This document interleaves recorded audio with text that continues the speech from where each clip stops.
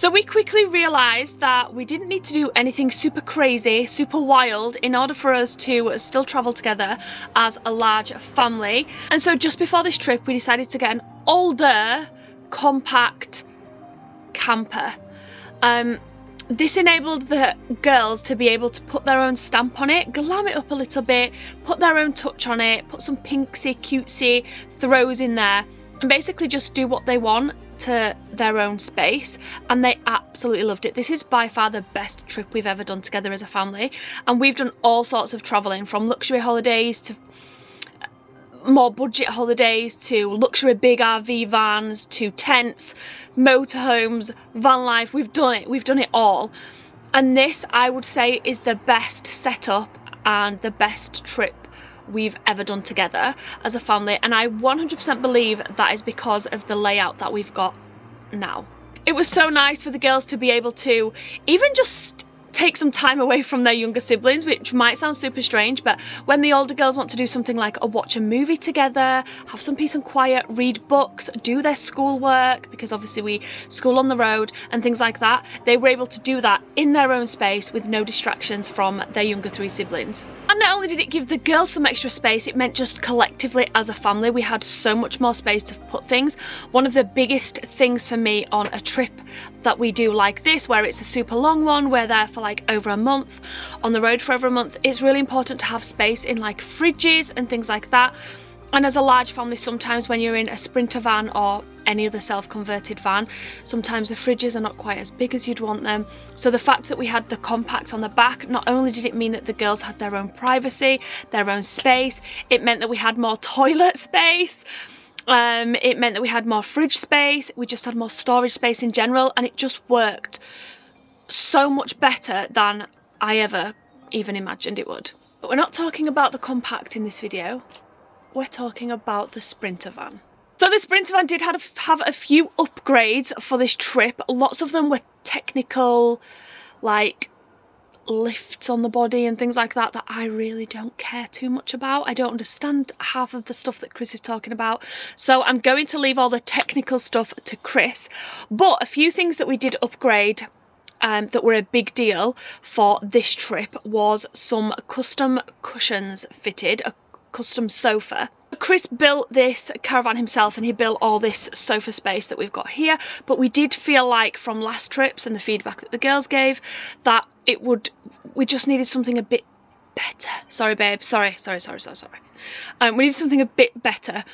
The seats were slightly too narrow, the cushions were fine, but I don't know, they felt a bit slippy to sit on, and we just felt like we wanted to upgrade the seating area. So this went into a place to be professionally done, because as good as Chris is, he's not a professional at everything. So this sofa was a custom built for us by a lovely guy called Will at a company called Van Life Camper Conversions, and it's absolutely perfect. It worked so well. The girls said it was absolutely perfect for sitting on for drives. It were really comfortable, and this is where Chris sleeps on a night time, so we'll show you how this all converts into a bed a little bit later on in the video. But it worked really well, it was super comfortable, and yeah, it was a massive upgrade from what we had before. We also got a ceiling upgrade. Now when Chris first told me about this, I was a little bit unsure, I can't lie. And then when he got back and he told me before I came into it, we've only done half the ceiling, I was like, what? He's like, no, trust me. So we left half black and then we just did the half a ceiling, and then Chris installed these lights. But I actually think it looks really nice. I think it's a really good finish. It just brightens up the van so much as well when you're inside it, and yeah, it just adds a really nice warmth to it. I just love it, and I love the lights that Chris put in as well. I just feel like it really adds an element to the van. Another thing we added was a water cooling machine. This is absolutely fantastic and so vital for a large family. Obviously you can't fit like 6 2-litre bottles of water in there, so which is what we sometimes drink a day when we're travelling. So a water cooler here, this holds I believe 9 litres of water, and it's instantly cool. You just get a cup from the box down there, pop it on, and press this button here to disperse the water. And that was absolutely fantastic for Jace and Mila, who are 5 and 3, because it meant that they had a bit of independence. Sometimes I feel like they need help with quite a lot of things when you're on a van trip like this. They need the toilet, they need help, if they, you know, anything that they need to do. If they want to get some toys out, we need to help them get them out. And I feel like having the water thing there just gave them that bit of independence. They didn't have to ask for the water, they could just go and help themselves, which I really, really liked. We also have an ice machine, and that is just in the opposite cupboard down here. My husband especially loved using this. And then we've got a swing around TV, which is perfect for watching family movies. And we even have up here an Xbox. And actually this trip, nobody used that, not even once. It didn't even get used once. But it's cool to still have, if we're having like, I don't know, cozy rainy days where we're all sat in the van not doing too much. It's nice to have the option to be able to play games and things like that. Another one of Chris's little splurge purchases. I don't know if it's a splurge, I don't even know how much they cost. But something that was a bit random, he put them in and he was really excited about it, and I was like, right. But it actually became one of my favourite upgrades for this trip, were the Van Essential Max Fan covers. So basically, one of these. So we have two huge, or regular normal size, I don't know why I'm adding the word huge, but we have two Max fans in this van. We've got one here at the front of the cabin, and then we've got one down here above the large back bed. And on all previous trips we've ever been on, it's just basically been like that. So these are actually really efficient at keeping you cool even when you're in hot temperatures. They're really powerful, and they don't just fire out hot air like most fans do. They're fantastic, and they're like a staple for all van conversions. So it's called the Max, yeah, it's just called the Max Fan, and I really like them. However, they do let in a bit of light on a morning. It's never been a problem on previous trips, but they do let in a bit of light, and if you like to keep it dark in your van on a morning, then these are fantastic. I believe Chris just installed some magnets around, and it just super easily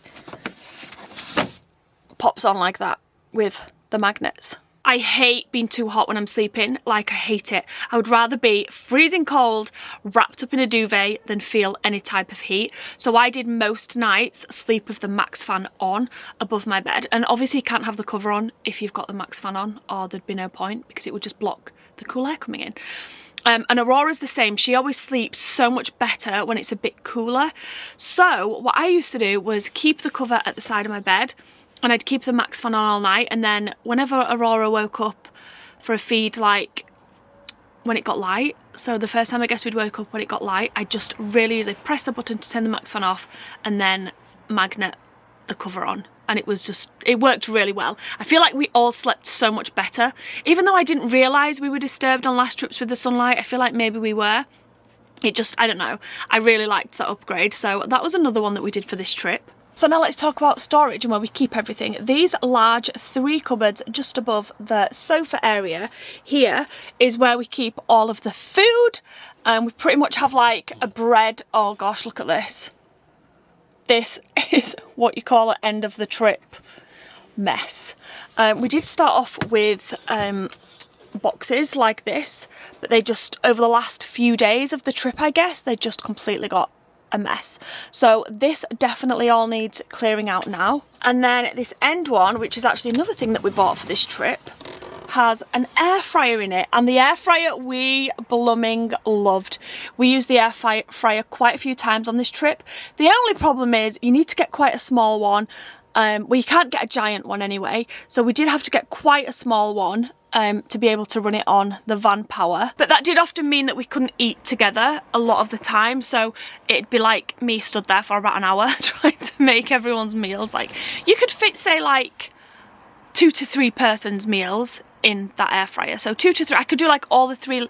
Basically what I'd do was like 2 little ones and a big one. So like maybe Aurora, Mila and Isabel's, and then I do Jace, Mila and Esme's, and then mine and Chris's. So yeah, it just meant that we had to adapt a little bit and wait. But it did mean that we got to cook some nice meals in the air fryer, so I definitely still recommend that. We all really enjoyed being able to use it.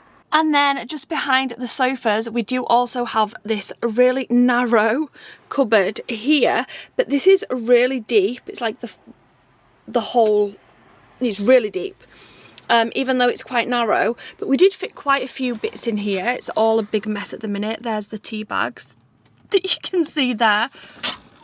We also use that for things like plastic cups, like flasks, like the children's flasks, bottles of juice we'd put in there.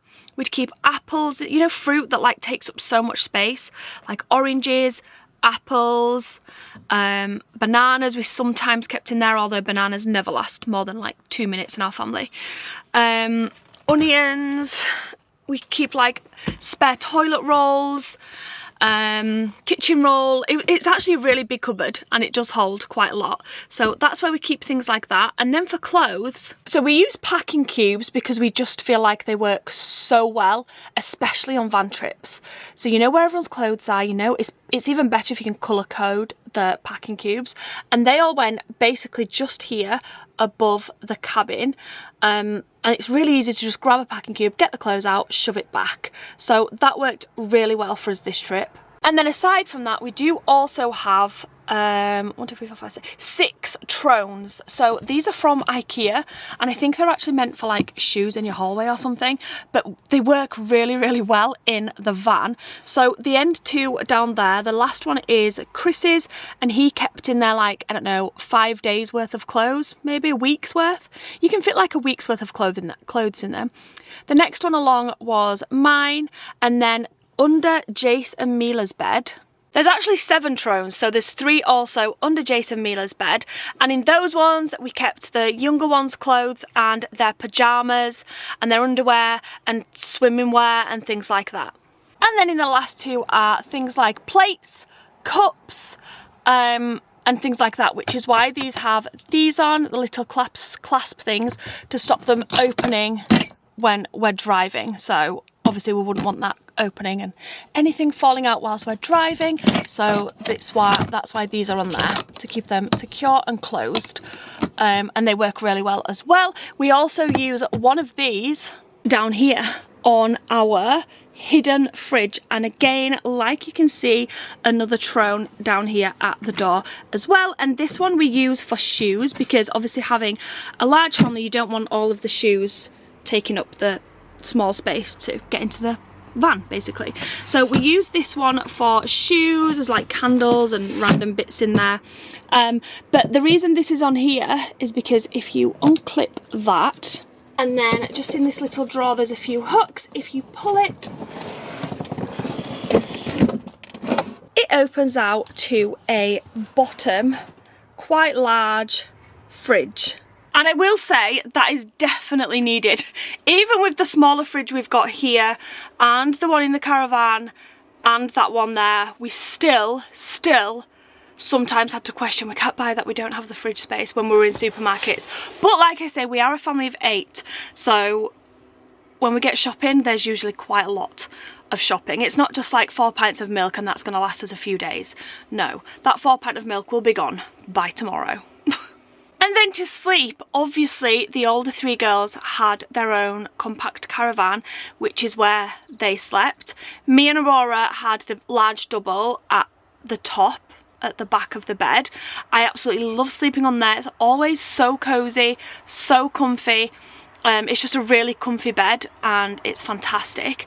And then Jace and Mila, bless their hearts, they had their own little den this trip and they absolutely loved it. Not only did they like sleeping there, and they slept so well all night, never ever once woke up through the night, but they also loved just playing under there when we were packed up and stopped. It was really nice when you could have like the doors open at the back and they could just play on their bed or read or play on their iPads or watch a movie, because they do also have a TV under there as well. It's just a really, really nice space under there. There is a few things that we want to change for a next trip that we do in this van. Chris has got some ideas that will make their little private space better for them, and it does sound like it will be a good idea. So there is a few things that we'll be changing for the next trip that we do. And then Chris's, he was so chuffed because I don't know if you guys know, but when we last went on a trip in this van, I was pregnant with Aurora. It was the Arctic trip, and I was still breastfeeding, co-sleeping with Mila, pregnant with Aurora, and the older 3 girls and Jace were also in this van. So we're a family of 7 in this van. And Chris, this was Chris's bed. There you go. That floor space there for the whole trip is where Chris slept. So as you can imagine, he was absolutely buzzing to be able to have his own actual bed on this trip. It worked so well, and it was just perfect. Not only did he have space to sleep on a night time, but he also had somewhere to sit and edit, and he was able to make himself a coffee. And because we use white noise in our family to sleep, nobody was disturbed by him moving around. He had this whole sofa to like chill. We've got a table here that's just connected onto the wall that he was able to just pop out every single night when all of us were asleep in bed. He'd pop the table out, put it here, do his work, and then the table kind of drops down to create his bed. The cushions all move around a little bit and it creates his bed. So he was absolutely buzzing with that. Also, I forgot to show this when I was showing the sofas before, unless Chris put a montage in. Maybe Chris will have put a montage in, so you might have already seen this. But the sofa also got a little side table upgrade. So this part here, this actually worked really well for like Isabel sometimes when we were driving and she wanted somewhere to put a book or her phone. It literally just pops up like that. It's just a bit of extra space, and when you're in a van you want all the extra space you can get. So that worked really well. And also on a night time when all of the cushions move around to create Chris's bed, this cushion actually pulls down, another one slots in behind, and it makes the bed much wider. And I think that's everything from me. I think that's everything. Chris said he wants to do all the technical things that he'd upgraded. But yeah, I think that's everything from me. I think this trip was definitely my favourite. I loved that the girls had their own space, were able to do their own thing, watch their own movies on a night time. They absolutely loved it. So I know lots of you guys are wondering, which one do I prefer, the RV or this setup that we've got here? And it's a definite close call, but I did love this trip in this van. And if you guys, well, you guys do know that I said after the Arctic trip in this van last year when I was pregnant with Aurora, not last year, the year before, I did say I'm not going anywhere again in the Sprinter van. Like, it's too small for our family, it doesn't work. And now I feel differently. Now that we've made a couple of adaptaments that weren't even that expensive, I feel differently about the Sprinter van now, and I actually look forward to future trips in this van. That doesn't mean to say we'll never ever use the RV again, but I definitely have a new found love for van life again. Proper van life, rugged van life. It's definitely a certain type of adventure. It's a unique type of adventure, and one that you just can't match any other way. You've got to do it in a van to be able to know and experience it properly. But yeah, I'm going to pass you over to Chris now so he can talk about technical bits. Okay, let's have a bit of a geek out. So in this van for this trip, if you've not seen any of our previous van tour videos of this van, it's been through quite a few major changes in its lifetime with us since we bought it in 2021. It's been on a heck of a lot of major missions as well, and done a lot of miles, and she's never ever failed us once.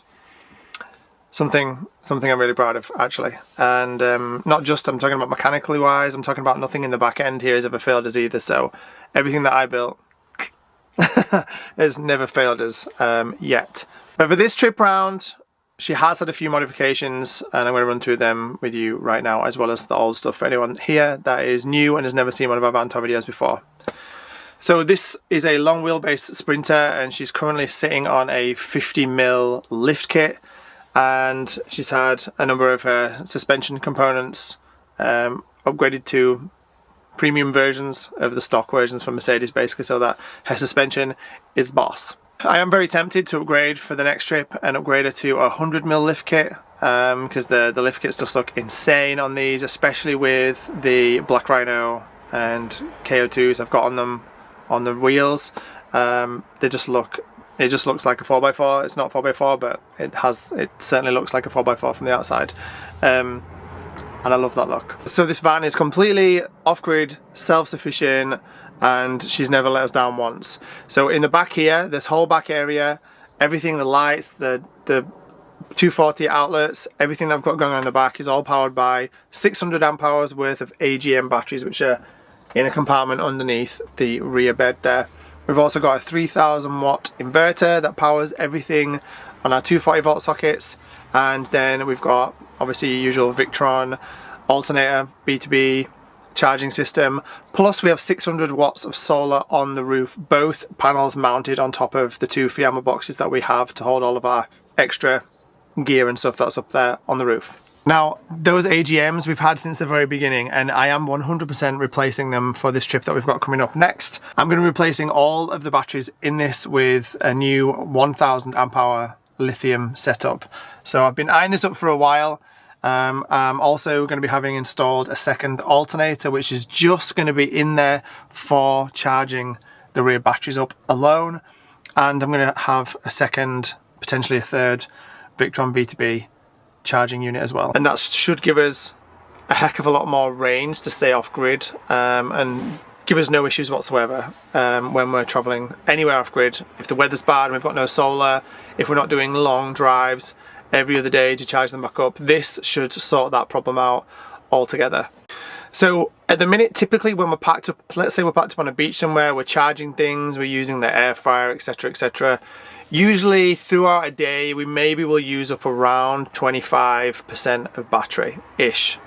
If it's a sunny day, that will be topped up by the solar as well. But around about 25% battery per day-ish is probably a good average.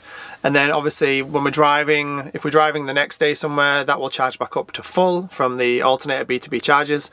But if we're on a beach for a few days at a time, then those batteries are not getting topped up outside of the solar. And so we've learned that if we want to be off grid for a number of days in a row, let's just say in a forest in the snow in Scandinavia in winter or something like that, where there's no solar helping and we're purely relying on the engine alternator to be charging the batteries when we're driving somewhere. Yes, we can start the engine where we're stood and have it just ticking over, charging the batteries as we're living in the van, but that's not ideal. It's not good either, and it's also, it doesn't charge the batteries very fast. So you'd be ticking the engine over for hours and hours and hours just to give you any sort of a top up, which is not good for your engine, not good for anything.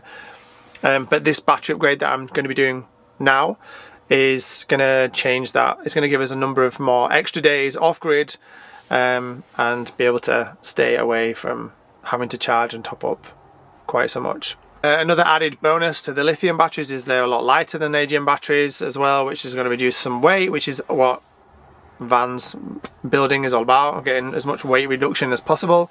And so yeah, that's going to be happening really, really soon. So I'm looking forward to doing that within the next few weeks. So for this time around, we have an external CCTV system, of which is on this monitor that you turn on here.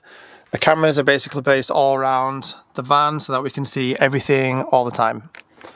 One of the main reasons I wanted to get that was so that when we're parked up in the wild with the caravan, especially when the caravan's parked on the back of us or it's parked at the side of us, I can see everything that's going on. So if I hear any noises in the night, I can just check the screens and I can see what's going on, see whether there's anything up and I need to go intervene or make sure the girls and everything around the caravan, etc.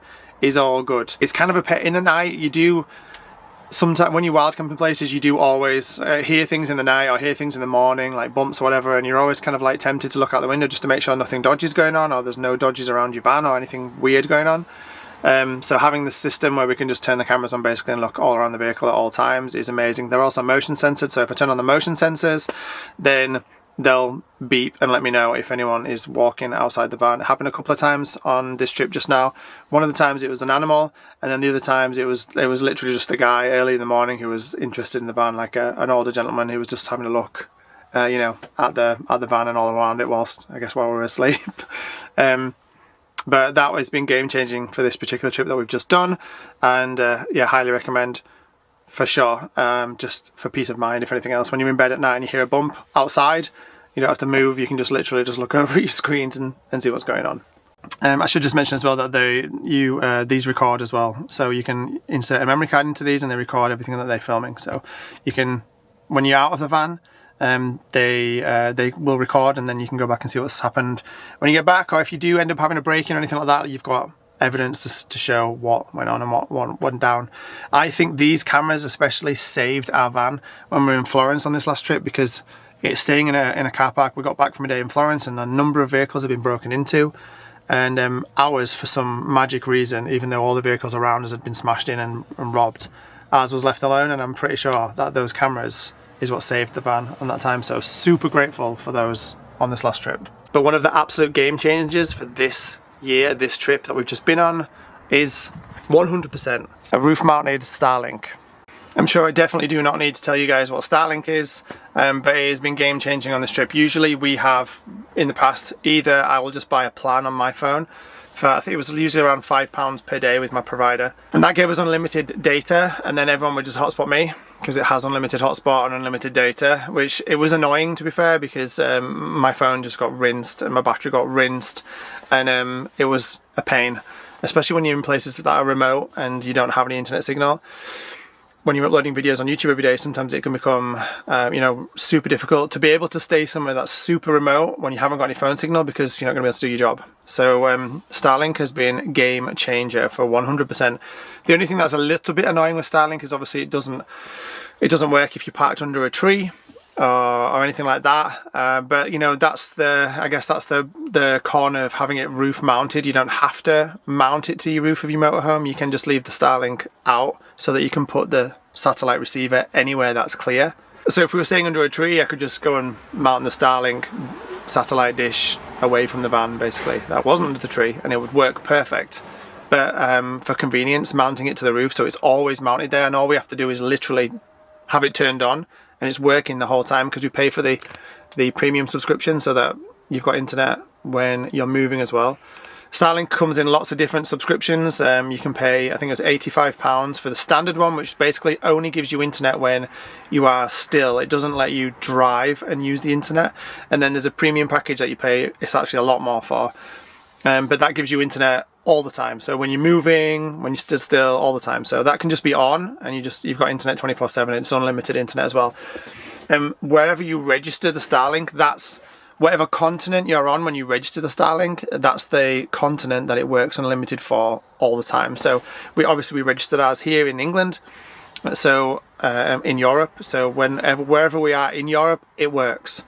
Aside from Turkey, I don't think it works in Turkey at the minute, but Starlink, game changing, absolutely amazing. So although it's a bit of a premium, especially for the one where you can use it when you're moving, it's worth it. It's been amazing. It's so fast. It's always lightning quick, and it's just absolutely brilliant. Another thing that I absolutely love, and it looks really dull on this camera for some reason, but it's bright as heck in real life, is my weather station. So we've got temperature sensors all over the van, inside and out. This is the outside temperature, this is the front driver temperature, this is the bedroom where Sarah sleeps temperature, and this is the main cabin temperature where I'm stood now. So you can get readings from all over and see what your van's doing. This is super interesting. I found when you're in somewhere like the Arctic Circle, when you can see all the nice negative numbers on there. It's really, really cool. Cool, obviously, if you're a massive nerd like me, which clearly I am. So, you know, that's all good. I'm trying to think of anything else that's really, really cool in here. I'm sure you've probably all seen the bathroom before now. We have some storage here. We've got a shower here, sink that folds down, and folds back up here, storage, and then just a normal porta toilet. Outside of the weather station, the other thing that's a big thing for this year is that we have an air conditioning machine under this seat here. So underneath this seat here, I don't know if Sarah's shown this, but there's a second fridge. Underneath this seat here, there's an air conditioning machine, and you can see the ports, 1 and then 2 down here that comes out of. It's a Truma Sapphire. This here, Truma Sapphire air conditioner, and you just use that remote control to turn it on and off, and it's absolutely unreal. The air conditioner will run off grid on the batteries, no issue. I mean, it takes the power down fairly swiftly. I mean, not too swiftly, it still works fine. But you'll definitely maybe only get one night's usage out of the battery bank with the air conditioner on. That's another reason as well why upgrading the battery bank is super important. You need the more powerful items like an air conditioner, you need more and more battery power. So that's another reason for upgrading them also. In the corner over here, underneath here, we've got diesel heater 1 and diesel heater 2. I've got 2 diesel heaters in here. 1 is a backup that is basically never been used. It's purely there. It was there in 2023 winter when we went to the top of the Arctic Circle, just in case one of the diesel heaters broke down, because that's like death situation up there. That we had a spare one ready to go. So it's got 2 diesel heaters, 1 air conditioner, Xbox obviously, and everywhere's got smart TVs. The younger two's bottom bunk has a smart TV, Netflix, YouTube, etc. We've got one on our bed and we've got one in the living room here also. Very, very lastly, the only other thing I can think of, this van does not have an oven. So we used to have an electric oven in here, but we removed it for space for the air conditioner. We never used the electric oven anyway. I've never once used the electric oven in here when we've been off-grid. If we're doing something like, I don't know, garlic bread or something, I can think of for an oven, we'd just use the air fryer anyway or something like that, so it really isn't a big deal. We do have a microwave, which is down there underneath the car seat here, which has a cupboard next to it. 100% for me, one of the biggest game changers for this whole trip has been this new custom sofa that we had. The bare bones of this sofa were already there. We had them extended a little bit, and then these custom beautiful cushions made, and they're so comfy, memory foam. They're just absolutely lovely. This is turned into my bed, so these bits are my mattress every night. And trust, I am the fussiest about what I'm sleeping on, and these are just, they're so comfy. I've loved sleeping on these this summer. It's been great. So just to really quickly run through all the exterior features of this van, we're going to start at the very back. Where the double doors open at the back of the van, you've got massive amounts of storage with the mule carrier box and the two-lay box also attached to the mule racks, as you can see on the back there. These create absolutely insane amounts of space for storage, for anything you can imagine. Then at the back, just underneath the bottom bed, pulls out an outdoor kitchen, which is equipped with, at the minute, wood, which we've carried all the way from the very top of the Arctic Circle. It's been in there since we visited in this van just over a year ago. Also, we've got a dual burner gas stove in there and all the utensils and bits and bobs that you need to cook outside. Up onto the top of the van, in front of the 2 Fiamma boxes, which are insane amounts of storage as well, which we definitely need as a big family. In front of there, we've got a roof decking and then the Starlink mounted satellite dish. Then moving around to the front of the van, one of my biggest and most favourite upgrades for this trip has been the new front lighting that I've got from a company called Oxbeam. Oxbeam are amazing. They were recommended to me by loads of different van lifers on different van life groups, etc., for being super good. I had looked at another brand that I'd seen when we were in Scandinavia, but these Oxbeam were just they were just better. They were just awesome. And one of the biggest and best selling points from Oxbeam was the fact that they come with this multi-control panel that's mounted just over the cabin, so you can control all of the lighting, all of the different settings for each light, all from one control panel right above your head.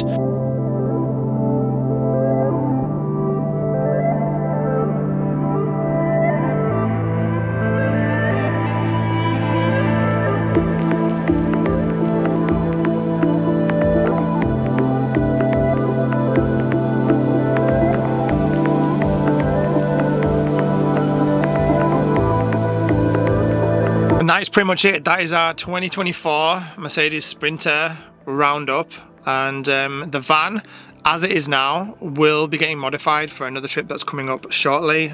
Only minor modifications, like I said, to the battery bank and the way things get charged, things like that. A few minor cosmetic changes maybe as well, but for the most part we're super happy with the way that she is, the way that she runs, the way that she lives in at the minute, and yeah, it's fantastic. Bring on some more van life and slash caravan life adventures with all of us together as a family, using both the van and the caravan together as one big adventure vehicle.